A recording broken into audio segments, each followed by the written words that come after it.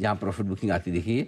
ध्यान दोनों में ही बाय ऑन डिप्स की तरफ है, खरीदारी डिप में करने का इरादा हम रखते हैं, या फिर कुछ बड़े लेवल को पार करने दें, ब्रेकआउट देने दें, उसके बाद आप ये एक्शन ले सकते हैं।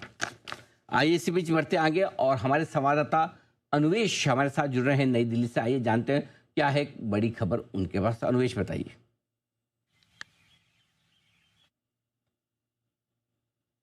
Sir good afternoon sir. आज की जो बड़ी खबर है वो HAL और IAI से जुड़ी हुई है। IAI यानी कि इजराइल एरोस्पेस इंडस्ट्री, यहाँ से एक खबर निकल के आ रही है कि भारतीय वायुसेना को जो है वो 6 मिड एयर रिफ्यूलर टैंक्स की ज़रूरत है। पहले फेज़ में 6 आएंगे और दूसरे फेज़ में और 6 आएंगे, यानी कि टोटल जो ज़रूरत है वो 12 की है।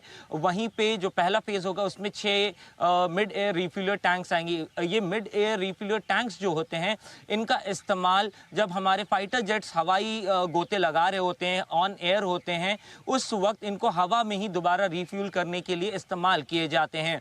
अभी हम लोग जो एयर रिफ्यूलर्स को इस्तेमाल करते हैं वो IL-76 के बेस पे बनाया गया है, लेकिन जो नए एयर रिफ्यूलर्स बनाए जाएंगे वो बोइंग के बेस पे बनाया जाएगा।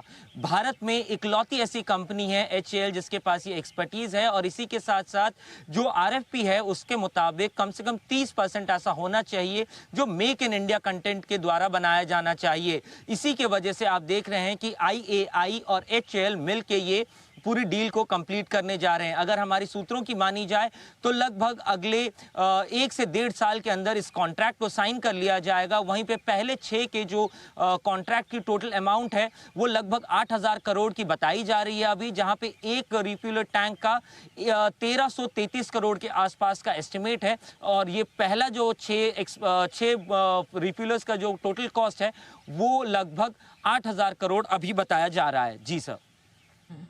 ऑलराइट, चलिए तो कुछ बढ़िया